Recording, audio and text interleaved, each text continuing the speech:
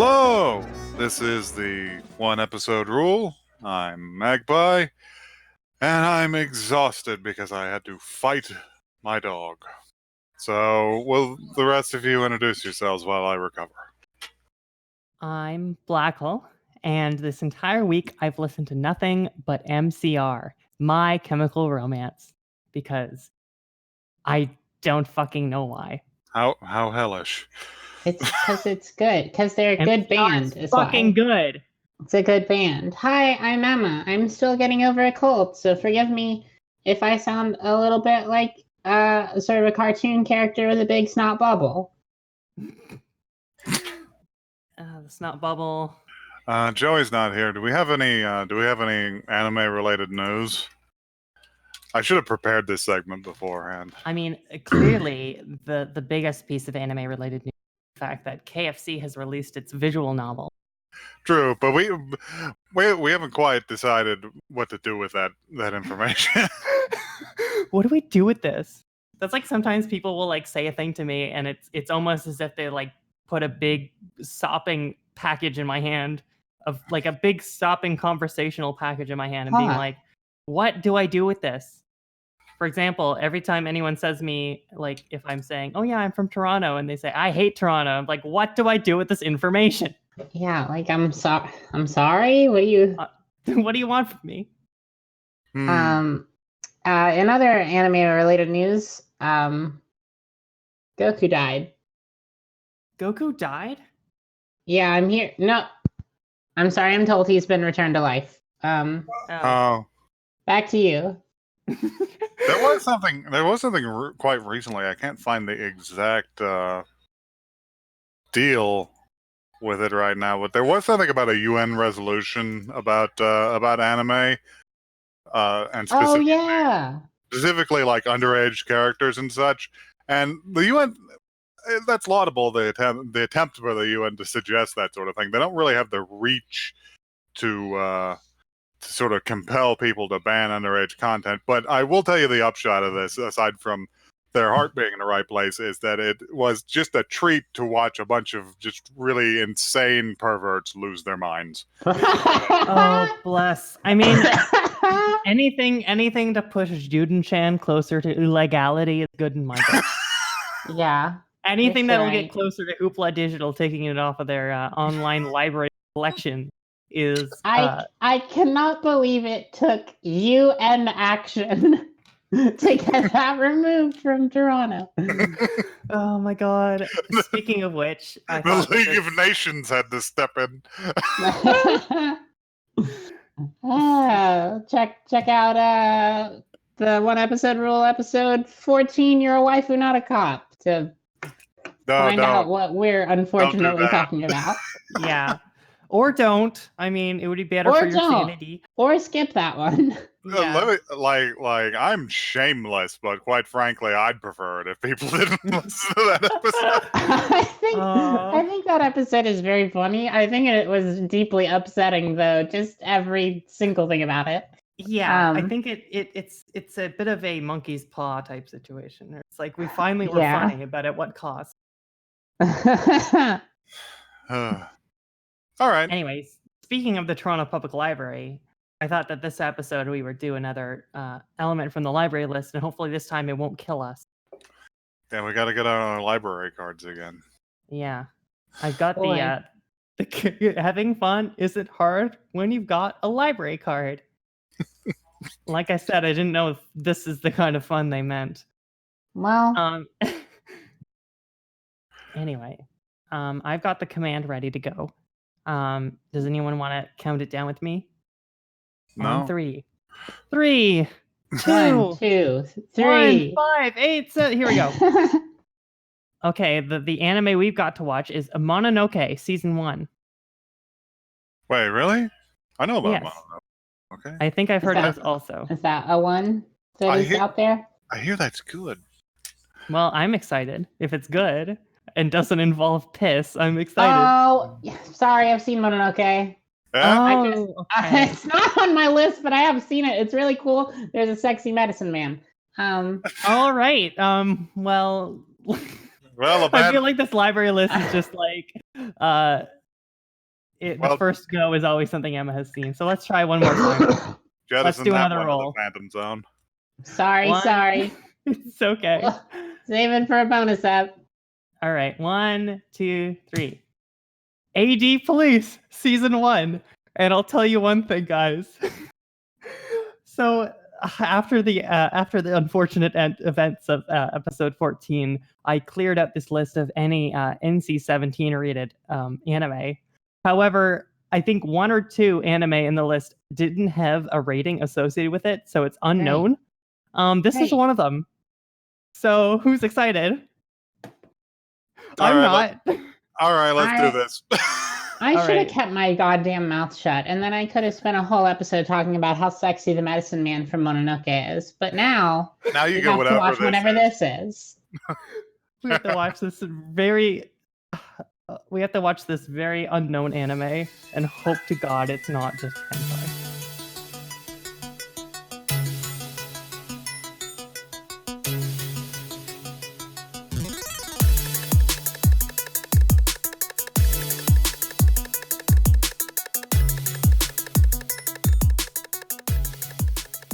Presenting another tale from the stupid futures. A young man acquires a lifetime of sex-related mental illness in the space of 30 minutes.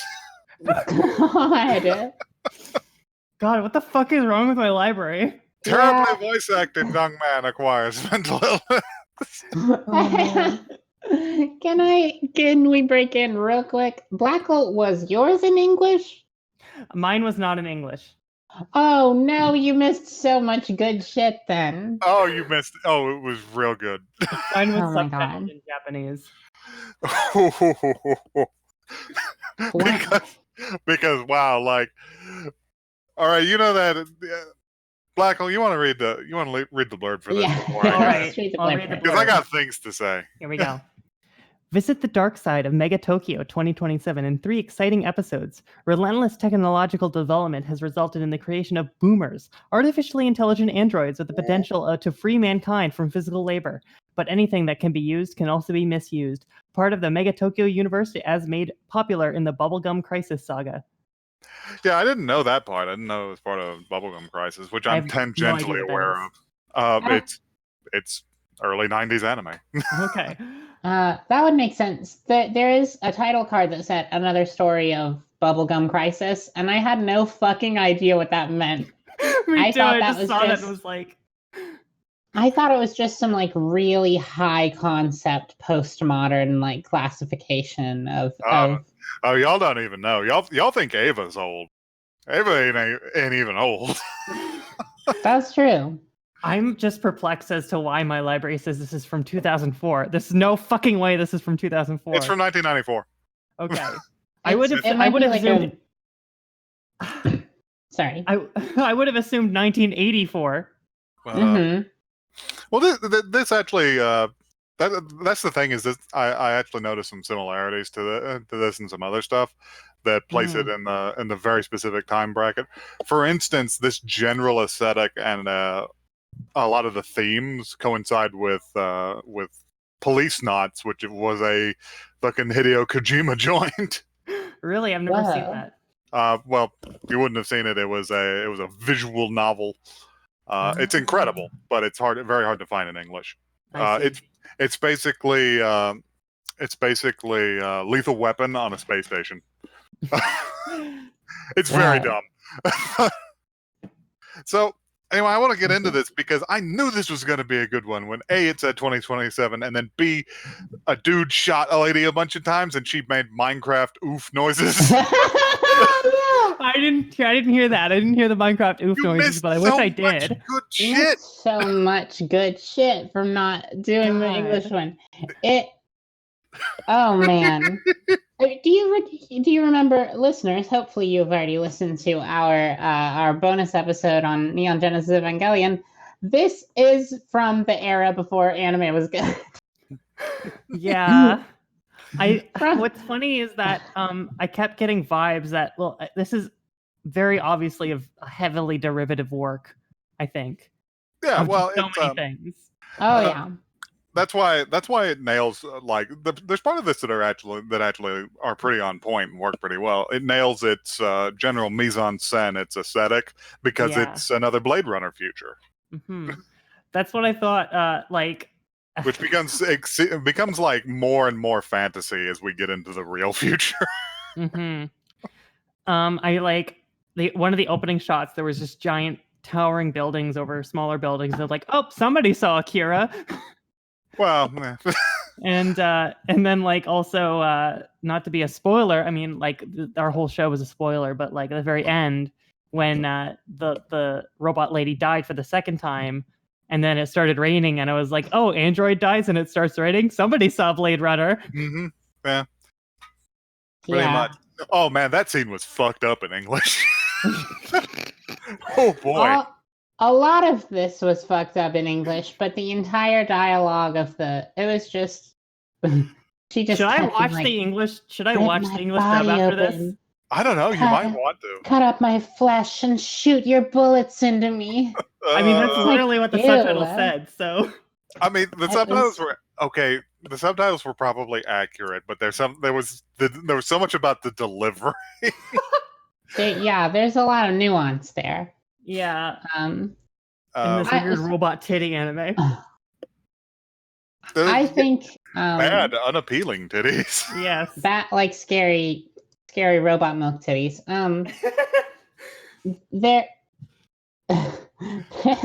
I could tell from like the first spoken line that this had to be like a very badly dubbed anime, because or not just dubbed but translated. It was clearly just like read straight from the subtitles, because the fucking robot lady, the police guy's got his gun aimed at her, and she's like, "You think you can stop me?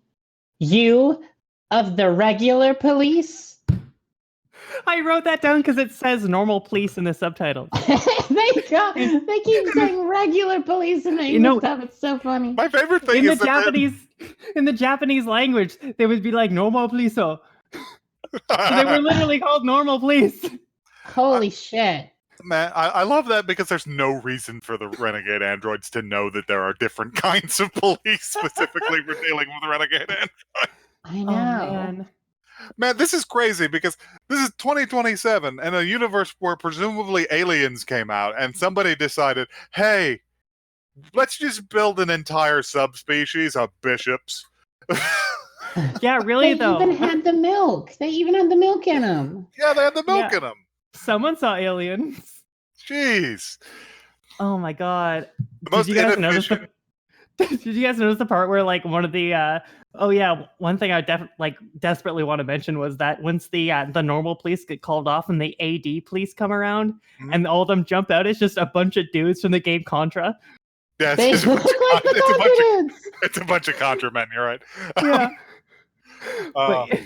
I love that sequence, because what happens immediately afterwards makes no sense at all, because all these dudes jump out of an armored personnel carrier, and they all have their identical Doom Man helmets and their big scary automatic weapons, and then three of them go to engage this dangerous robot in hand-to-hand combat. It was made no sense to me. One of them dies, and then the scene immediately after that is hilarious, because they're just like, get out of the way, and then the rest of the team just burns her the fuck down with automatic weapons fire. It's just like, why didn't you do this to begin with? I know, right? This is so confusing. Why did that man have to die? For the plot. Why was his name Alice also? I don't know. I don't know. Guy that... What is it? Anyway. Wasn't there... Didn't we, when we watched Dirty Pair, wasn't the supercomputer named like Carl or something like that? The Japanese are weird with names. they used to be real strange with their choices of English names. I cannot remember the name of the computer from Dirty Pair. Anyway, Dirty Pair was also like a weird like space future sexually exploitative like visual thing, but like Dirty Pair I felt like was more fun. Well, yeah, was better and entertaining. This was gritty, but like gritty in the way that you just are like, you could just take a shower and you'd be cleaner.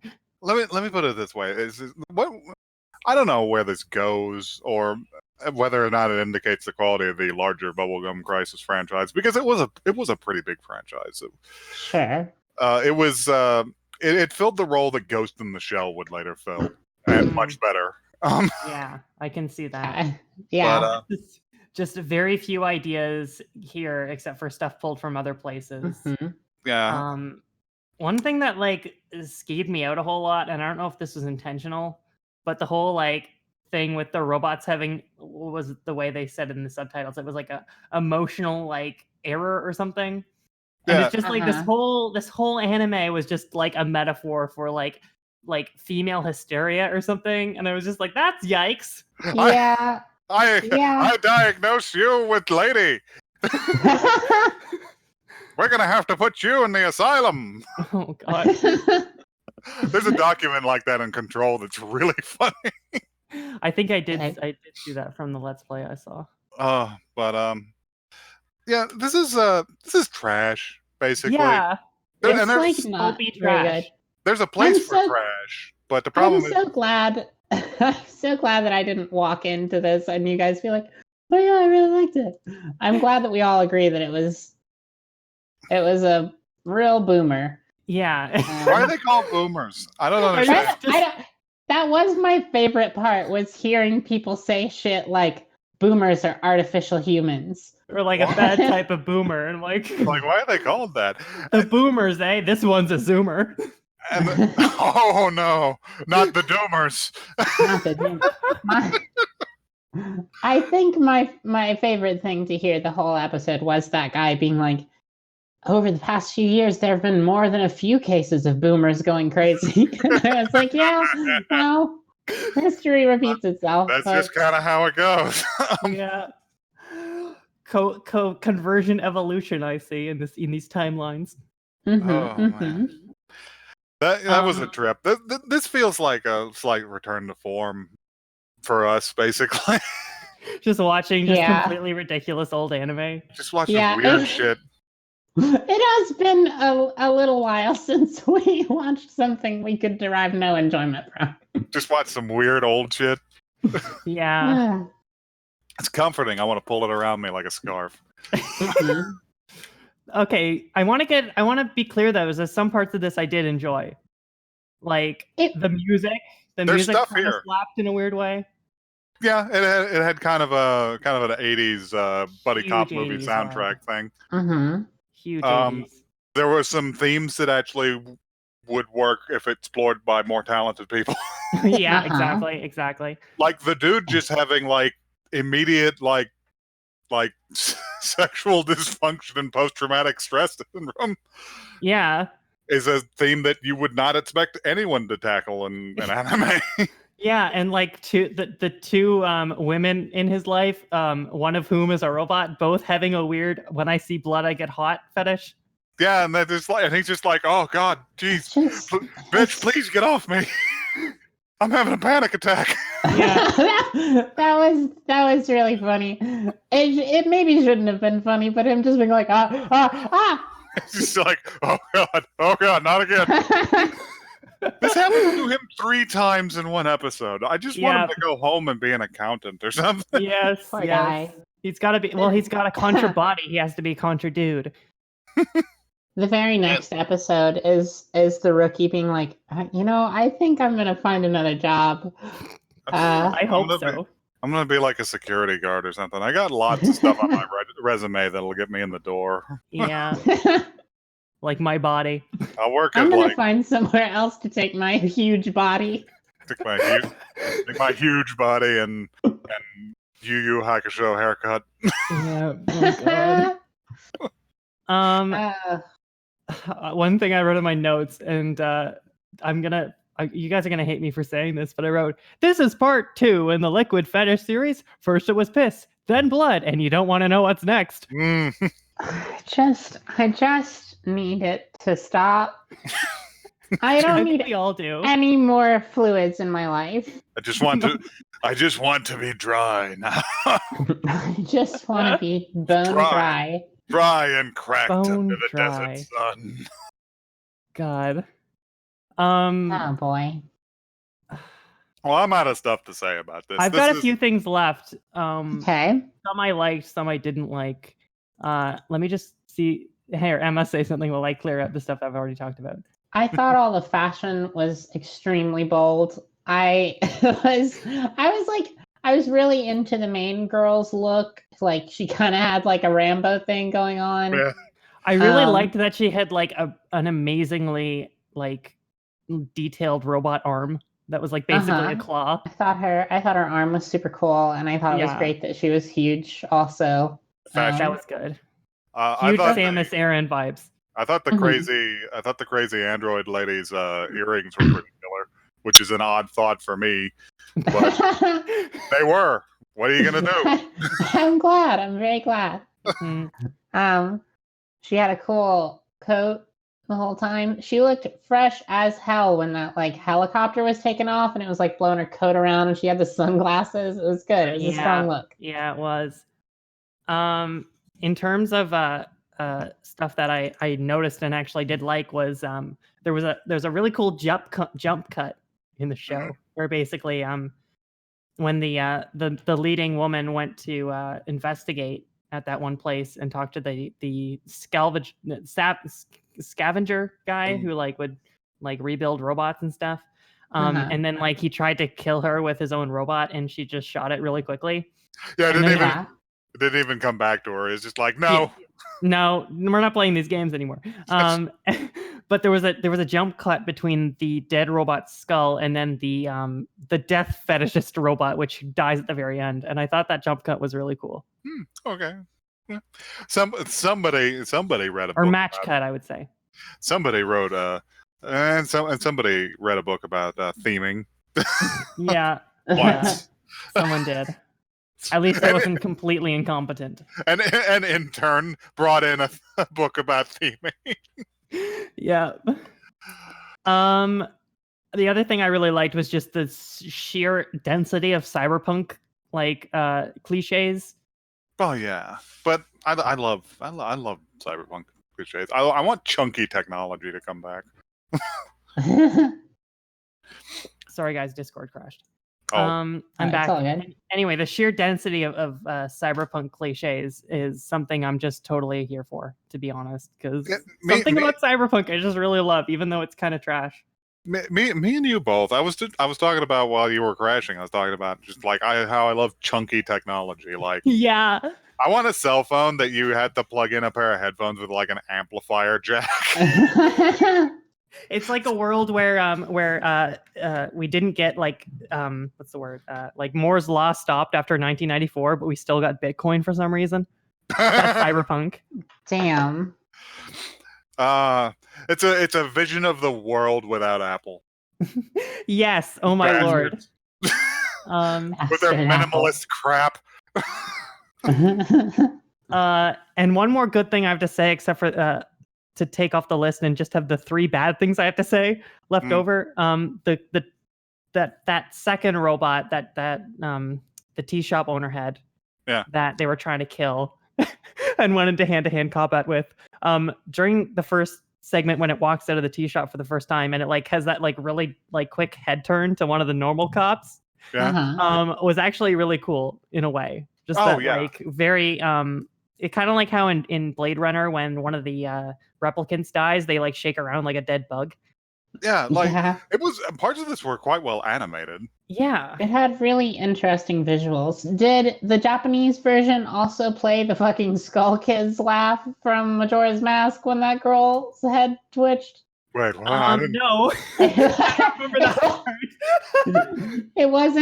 It maybe wasn't exactly, but it was pretty I think close. I'm gonna need to see the English dub now. You say that. Yeah, now you're gonna have to go back. Oh my god! I did just think of something. The I don't know whether this guy is like an insurance man or works for like internal affairs or whatever. The other guy with the robot hand. Yeah. But, the nasty guy from the thumbnail. The nasty man from the thumbnail with the big glasses and the weird haircut. He looks like Tetsuo if he became an accountant. He does. That's exactly who he is.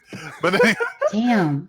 Tetsuo who didn't get telekinetic powers and ended up just going into like he just got really good at math. He turned into like a small time Japanese salary man. But it's like, yeah, I went through some shit when I was a teenager. Yeah, it was pretty weird, but I got over it. Anyway, W2s. But God, what was I saying? I got sidetracked by that. Oh yeah, you're talking about his weird hand. What he suggests is. What he suggests re the insurance not paying out is one of the most insane insurance scams I have ever heard of, which is go to a place and convince an android to kill you at a later date so that someone can draw the insurance money. Yeah, was it who was the money even gonna go to? The other AD police? Presumably like his next of kin or whatever, but like you're not going to get to enjoy it. You've had your head removed by an android. Yeah. God, this plot was so contrived. Oh, I really genuinely thought that the tax guy was about to suggest that he had faked his own death. Even though we saw his fucking arm come off, I thought this guy was going to be like, he's actually alive. Exactly. I mean, ostensibly, we already know that they can just get robot arms if their arms come off, so. That's true. Did anybody else notice the way that the tax man's knuckles moved around like tentacles? That was really weird. Oh yeah, he had little tentacles slotted in. I presume for typing. That's something they do in Ghost in the Shell later. Typing out his big old spreadsheets. But yeah, I'm sure he just uses that for typing. Oh god. You know, I'm sure he's very popular, but you know, I was just thinking about it. If you're willing to have your arm ripped off, I think you deserve the insurance money. That's true. If you're willing to let a sexy robot lady shoot your arm off, just give him the damn money. Come on. Give him the money. Just come on. Why let this go to waste? He went all this way. Came all this way. I've got 3 things left over of things that I noticed that were like really weird. Okay. One was at the very beginning, when the guy is shooting the first iteration of the robot. Yeah. Who comes to kill him later. There's a shot where he's lowering his gun, but you can see the dust on the cell like go with the gun. So you just see this so dusty. There's so much dust. And it was just like, oh my god, it took me out of it, and I just could imagine like them animating this in like the sub basement of some building, and they're all smoking in there, and because it's 1994 in Japan. Yes. Yeah. And everyone is smoking at all times. Everyone is in basement smoking and making anime. Yeah. And it just totally took me out of it. And you just imagine them like in there for like a whole day trying to animate this. And then they like look and it's like, oh, there's so much dust on the ceiling. They're like, whatever. Who's gonna watch this? Anyway. That makes me wonder if some of the look of 80s anime is directly related to that. Just a lot of smoke. Like tobacco just... It's a nicotine filter. Yeah. Fuck! Oh, you like that one, huh? They got me. That one really got me. It sent me into a coughing fit. That was pretty good. Right. What? How fitting that was a coughing fit. Oh yeah! Wow. All right, y'all want to get out of here before we have to acknowledge that the city this takes place in was called Megatokyo, and anybody has to think about the webcomic Megatokyo. Wait, I what's just have 2 more things Megatokyo? left to say. Shut up. I've just got 2 more things left to say, and I'll rip them off real quick. Mm-hmm. First of all, I thought it was very funny that they're selling these extremely powerful robots to civilians. Oh yeah. Like why? Why do they have to be this powerful? That's like literally always the thing about any Android narrative is like, why would these be available? Why would they be so strong for no fucking reason? I think they talk about that in Ghost in the Shell, like all the in Standalone Complex, at least all the like office aid androids are weak and kind of dumb. Yeah. And they exist to make tea, you know? I like that this whole episode has just been an advertisement for like, here's some other better anime to watch. Here's some better cyberpunk to watch. Would you like some better speculative science fiction? Perhaps made by the Japanese. Yeah. Because I gotta tell you, it ain't hard to find. Yeah. They made a lot of this. They don't make it so much more anymore, which is kind of depressing. Yeah. Yeah, I think we need more Bring good cyberpunk that like really breaks the boundaries and like brings up some interesting questions and bring just like back cyberpunk. Throw out isekai. like we already oh my god. Okay. Not like okay, I'm sorry. I don't want to say I hate isekai, but I'm getting it's a little. a bit of a formula. I We're pretty getting a much said little- that in no uncertain terms last episode that I hate isekai. It's getting a little stale. All right. That's not to say that there aren't good ones. It's super weird, the transformation that took place too, because y'all remember like the original isekais that were almost entirely like female focused. Yeah. Because that's a weird transformation that took place, where it went from it's just like, oh, girl falls into another world and has great adventures and maybe meets like a hot guy, but doesn't necessarily have to go with him, and then it turned into blank man's power fantasy. Yeah. So what you're saying is that isekai transitioned. Yeah, but in like a really bad way. Hey, isekai is valid, all right? Do you guys think Sonic X is an isekai? Shut up. Do you guys? No, seriously. And it's the whole like the theme song is like stuck in a new location without any explanation. I think this is my case. Sonic X. My lord. Is Samurai Jack an isekai? Actually, yeah, I think so. Guys, you're gonna destroy my body. Dragon Tales is an isekai. I'm very tired now, so the episode is going to end. I've got one more thing to say. And then my list will be complete. Why does the train not stop? I just want to say it was really fucking weird that she ripped the robot's boob off. Oh, yeah. She ripped her whole titty off and milk came out. I think she was just trying to, like, reach into her chest and grab her heart, which is pretty metal. Maybe she had, like, titty batteries. Yeah, that's where they keep them. The titty has left the building. That's where they keep them. They generate, since they're Japanese design, they generate excess kinetic electricity when they walk from place to place. That's a stupid joke. This is over. I think that happens in season 3 of Sword Art. This is over. Goodbye. This is over. Goodbye. Thanks everybody for joining us.